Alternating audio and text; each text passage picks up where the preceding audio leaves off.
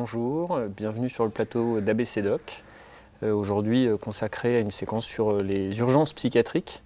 Alors pour en parler avec moi, sur ma droite, le docteur Corentin Rabu, jeune chef de clinique en psychiatrie, et sur ma gauche, monsieur Nicolas Vincenzini, infirmier spécialisé en psychiatrie, ayant une grosse expérience de la psychiatrie, notamment des urgences psychiatriques. Alors cette séquence consacrée aux urgences psychiatriques a pour ambition de dédramatiser un petit peu tout ce qui peut se penser ou se dire autour de ce domaine très particulier de notre spécialité qui sont les urgences psychiatriques. Il faut savoir que les urgences psychiatriques représentent globalement une consultation sur 10 aux urgences générales. Il s'agit de consultations psychiatriques d'urgence situées au sein des services d'accueil et d'urgence généraux dans les hôpitaux notamment de Paris et de la région parisienne. Donc c'est la spécialité la plus demandée et pourtant probablement c'est une spécialité pour laquelle il y a le plus d'inconnus et d'idées a priori chez les patients, chez les familles des patients, dans le grand public également. Alors l'ambition des urgences psychiatriques aujourd'hui dans une perspective moderne en psychiatrie est d'abord de se considérer comme une porte d'accès aux soins comme les autres, contrairement à une idée reçue, eh bien, on considère que c'est un patient sur deux qui souffre de troubles mentaux qui va commencer à consulter pour la première fois en passant par les urgences psychiatriques. C'est donc un lieu très important d'évaluation, d'orientation, de prise en charge de situations très très diverses qu'on décrira plus tard.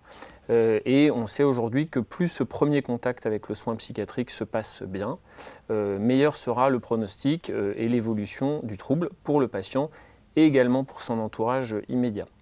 La deuxième grande ambition, si on veut synthétiser un peu la problématique des urgences psychiatriques, c'est de ne pas passer à côté d'une maladie physique, donc à prise en charge médicale, qui peut se présenter avec un masque psychiatrique, c'est-à-dire ça ressemble à de la psychiatrie, à une urgence psychiatrique, mais en réalité c'est une maladie physique. Ça peut être le cas par exemple de certaines pathologies cardiovasculaires ou certaines maladies neurologiques. Alors globalement, quels sont les trois types de situations qu'on rencontre aux urgences psychiatriques ? Il y a d'abord donc les patients qui ont une maladie psychiatrique connue et qui vont moins bien. Il s'agit de maladies chroniques et qui donc peuvent se présenter sous forme de nouvelles poussées, de nouvelles crises, ce qu'on appelle des décompensations. Et donc c'est la première catégorie de patients qu'on rencontre fréquemment.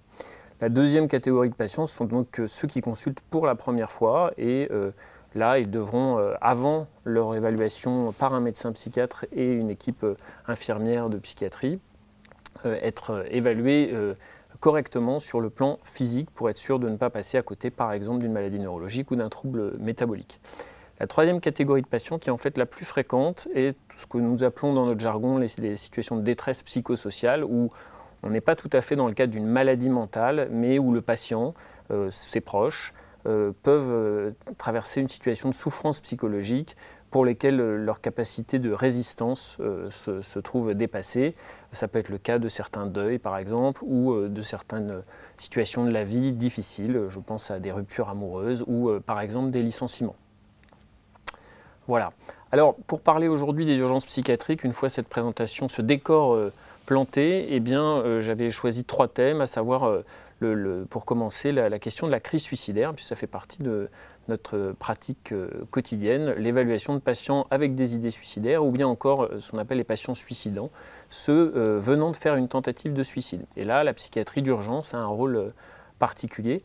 Donc je vais me tourner vers Nicolas Vincenzini afin qu'il puisse nous expliquer un peu en quoi consiste le travail infirmier avec cette catégorie de patients particulièrement fragiles. D'accord, donc tout d'abord je voudrais présenter un petit peu l'infirmier psychiatrique aux urgences. En effet, où on est quand même infirmier à part entière, on est capable d'évaluer les patients sur leur état physique aussi et d'en alerter les services somaticiens des urgences. Et bien évidemment, on a une approche du côté psychiatrique puisqu'on est capable aussi d'évaluer effectivement les patients qui se présentent aux urgences pour une crise suicidaire. Le travail infirmier consiste à faire une première évaluation de ce patient en entretien. L'approche n'est pas toujours facile, le patient peut venir de lui-même, peut venir accompagné par des services de secours tels que pompiers, SAMU ou ambulanciers privés, comme accompagné de sa famille. Pour les premières personnes qui viennent comme ça aux urgences psychiatriques, l'approche est assez difficile. C'est toujours une crainte pour eux de rentrer dans le milieu psychiatrique. Effectivement, à ce moment-là, notre travail en tant qu'infirmier est déjà de lier un climat de confiance avec eux, les rassurer sur le fait que venir aux urgences psychiatriques ne veut pas dire forcément hospitalisation. Il y a des tas de moyens d'aider les gens en détresse psychologique à l'extérieur de l'hôpital, en ambulatoire. Si vraiment le patient est suicidaire, on a d'autres solutions à lui proposer, bien évidemment.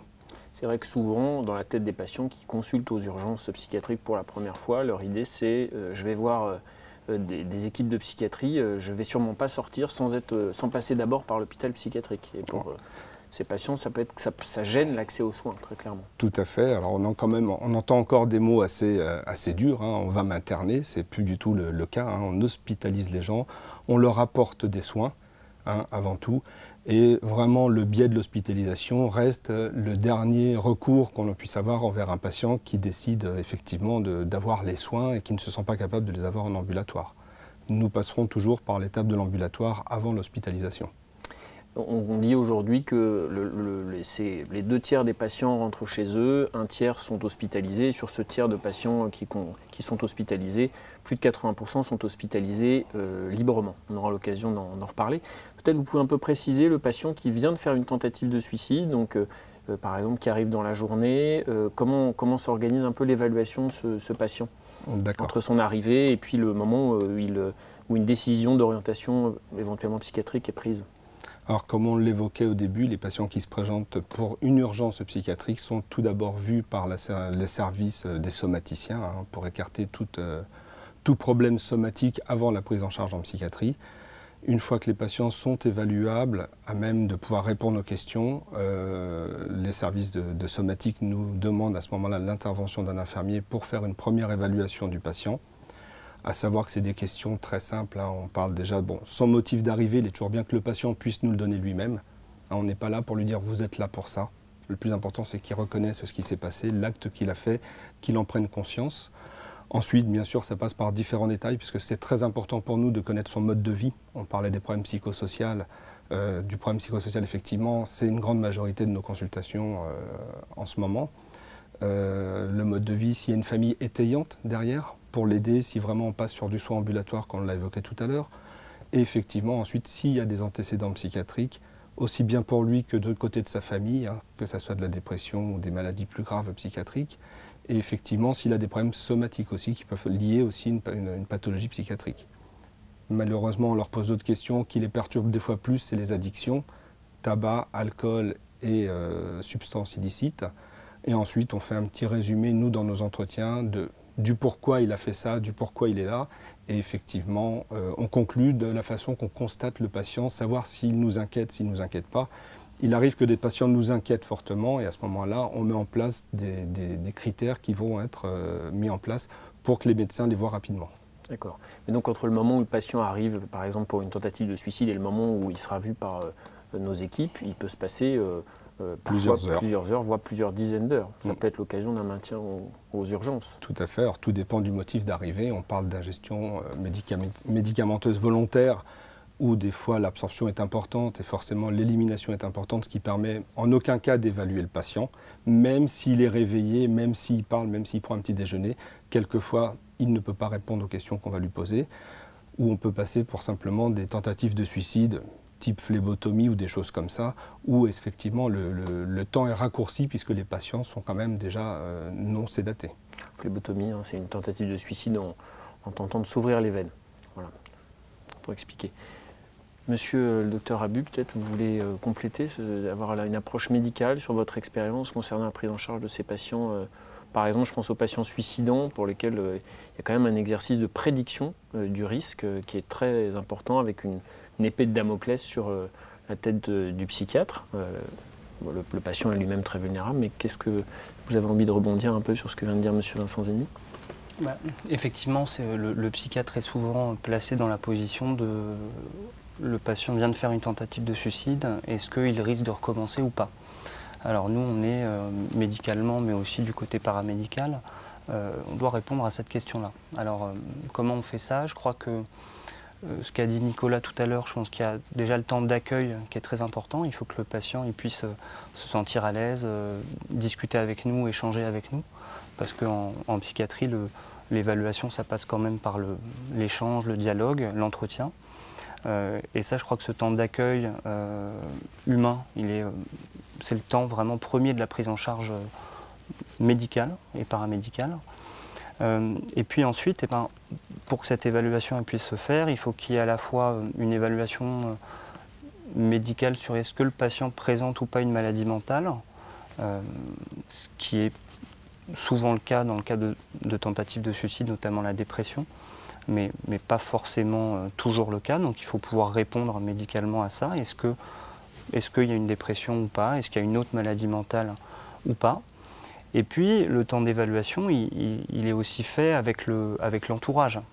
C'est-à-dire que pour bien comprendre une tentative de suicide, je pense qu'il faut bien comprendre l'entourage du malade, que ce soit, je ne sais pas, son compagnon, son épouse, voilà, la famille, et puis la situation un peu professionnelle, effectivement, qui peut souvent être facteur de stress. Donc finalement, ça prend un peu de temps d'accueillir, de nouer une relation d'alliance avec le patient, de faire une évaluation très médicale, et puis d'évaluer l'entourage. Donc tout ça, ça prend du temps.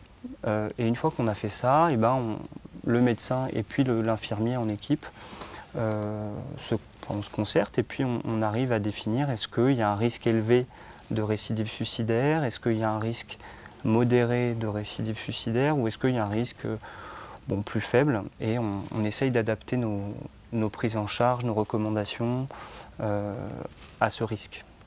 Je pense que c'est important de préciser que ce sont des consultations qui prennent beaucoup de temps, une partie consiste quand même en un repérage des facteurs de risque, ces facteurs de risque qui pèsent très lourd, d'autres un peu moins lourds.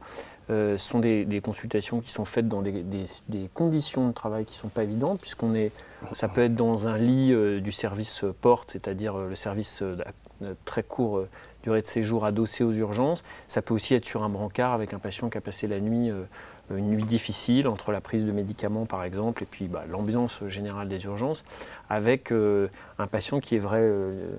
Vincenzini le soulignait, qui peut être moyennement coopérant, une famille qui peut être aussi compliquée. Et puis il y a aussi le fonctionnement des urgences qui est que les urgences sont des urgences, c'est-à-dire il faut gérer entre guillemets les situations rapidement parce que les urgences, il y en a toujours. Et c'est à toutes ces contraintes que les équipes de psychiatrie, infirmiers et psychiatres doivent faire face tous les jours. Sur un service comme le nôtre à Henri-Mondor, on considère qu'il y a à peu près 4500 consultations psychiatriques par an et on voit à peu près 500 patients ayant fait des tentatives de suicide, à peu près autant avec des idées suicidaires. C'est une situation pluriquotidienne. Avec toujours quand même cette question de prédiction qui fait la difficulté de l'exercice. Bon, l'ensemble des patients ayant fait des tentatives de suicide ne sont pas hospitalisés, même si clairement c'est je crois une décision qu'on prend facilement. C'est toujours un signal d'alerte, peut-être vous voulez un peu rebondir là-dessus? Oui, c'est toujours un signal d'alerte. Il y a une partie des patients, notamment ceux qu'on considère comme présentant une dépression, qui vont le plus souvent être orientés vers effectivement une unité d'hospitalisation à l'hôpital ou en clinique. Et puis tous les autres, effectivement, ils peuvent rentrer à la maison. Mais ce qu'on disait tout à l'heure, c'est que ce premier temps aux urgences, c'est le temps qui permet la mise en place des soins après. Donc à la fois on mobilise la famille pour sécuriser un peu les choses et puis on organise pendant ce temps de l'urgence le suivi, qu'il soit psychologique ou psychiatrique, qui va permettre dans la durée après de prendre en charge ce malade qui souffrait au moment de la crise, mais pour que le risque suicidaire diminue après, quoi. Ouais. C'est important de préciser qu'on est dans un pays où le risque suicidaire est assez élevé, la mortalité par suicide est assez élevée, plus que dans d'autres pays européens. On est par exemple presque un taux de mortalité par suicide 2 fois supérieur à celui des États-Unis, qui a une population un peu comparable, et que se développent de plus en plus sur le territoire français des programmes, des structures de soins spécifiques à cette population de patients très particuliers, que sont les patients suicidaires et suicidants. Voilà. Bon, sur cette question du risque suicidaire, c'est un exercice difficile, on l'a vu. Je voulais maintenant qu'on parle un peu des situations d'hospitalisation et d'hospitalisation sous contrainte, notamment, qui sont une question qui revient souvent quand on va aux urgences psychiatriques.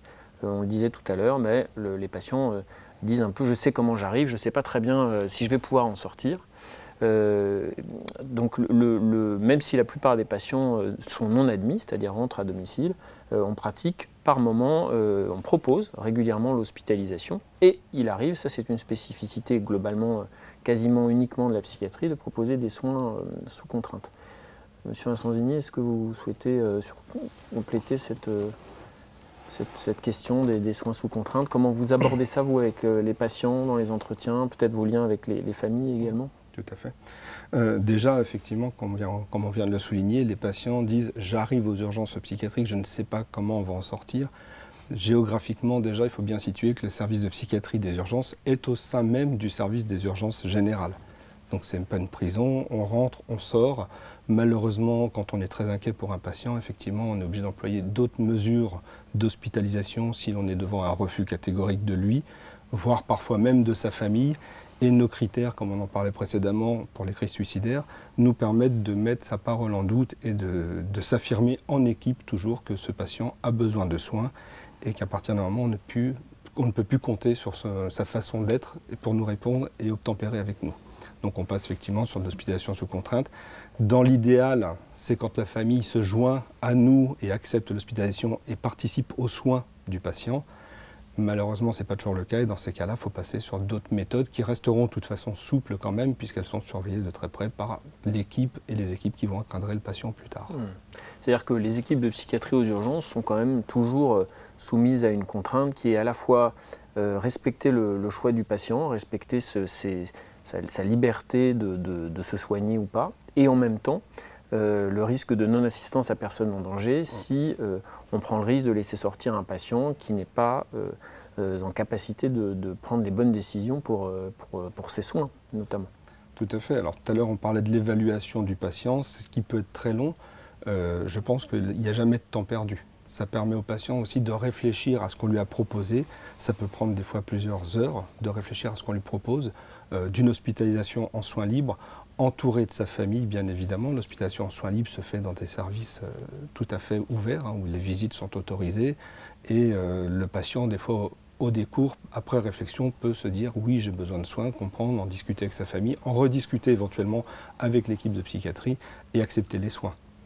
Je pense que c'est important, Nicolas, ce que vous dites là, parce qu'on peut se faire des urgences psychiatriques l'idée d'une grosse gare de triage où une décision est prise de manière immédiate, alors qu'en réalité, on prend quand même énormément de temps, ce qui d'ailleurs nous met parfois en difficulté avec les urgentistes, les médecins des urgences générales, et qui ont du mal à comprendre qu'on a les psychiatres disent souvent une temporalité différente, et c'est vrai qu'on fera le maximum pour recueillir l'accord du patient et de sa famille quand on ne peut pas faire autrement et que ça peut prendre plusieurs heures. C'est pas on arrive et une décision est prise dans la demi-heure à partir du moment où on a vu le patient. C'est important de signaler.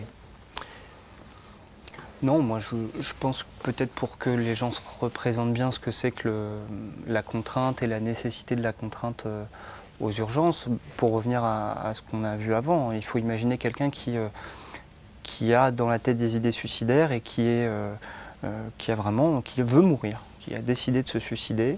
Ce genre de patients-là, le plus souvent, quand ils ont vraiment pris leur décision de façon un petit peu ferme, logiquement, ils sont plutôt opposés aux soins, puisque leur volonté est de mettre fin à leur jour. Donc, quand on arrive et qu'on essaye de mettre en place des soins pour eux, ça peut arriver qu'ils répondent non, non merci, je n'ai pas prévu ça, moi, je sors et je vais me suicider. Donc effectivement, on se rend compte que la responsabilité médicale, là, c'est de mettre en place des soins quand même. Et dans ce cas-là, il y a une contrainte, effectivement, mais qui est très... il faut peut-être, docteur Lyon, vous allez nous en redire un mot, mais c'est assez... il y a une loi assez claire, il y a des certificats médicaux qui doivent être faits, un, deux...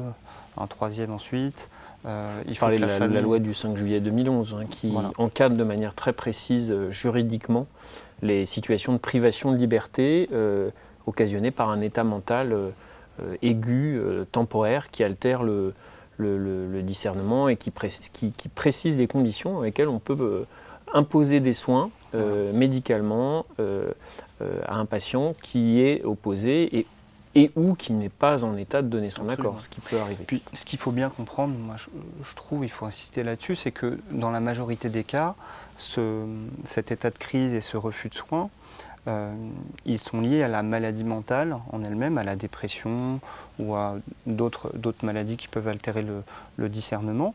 Et c'est des maladies qu'on prend quand même bien en charge. Et une fois que la prise en charge a commencé et que le malade va mieux, eh bien, les idées suicidaires ou l'agitation, on en parlera, eh bien, cessent et le malade va mieux et peut même, au cours de ses soins, dire bon, bah, finalement, aux urgences, ils ont bien fait de me forcer quand j'y étais.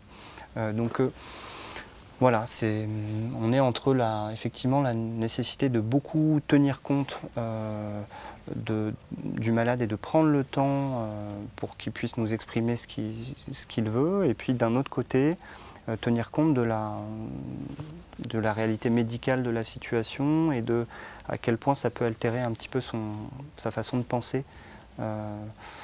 Voilà.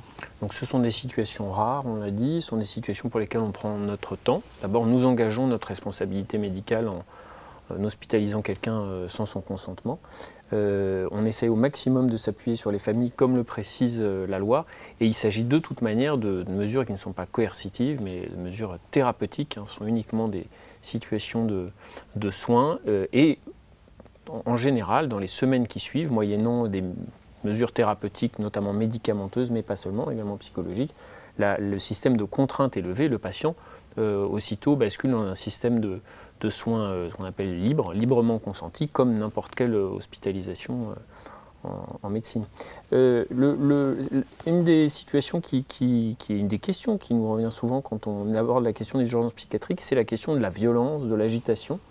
Là encore, je crois que c'est important de faire un focus là-dessus, parce que finalement, loin des clichés, notamment transmis par les médias ou certains films ou autres relais médiatiques, ces situations de violence sont exceptionnelles, en tout cas rares, et les urgences psychiatriques, la plupart du temps, les situations de prise en charge thérapeutique, d'évaluation se font, y compris chez les patients sous contrainte, dans des conditions de sérénité qui sont relativement bonnes. Vous êtes amené, vous Nicolas, souvent à prendre en charge des patients aux urgences, éventuellement opposants. Qu'est-ce que vous pouvez nous dire sur la violence aux urgences ? Alors, on ne peut pas forcément parler de violence aux urgences. C'est des patients qui sont un petit peu déjà psychologiquement incapables d'obtempérer avec nous.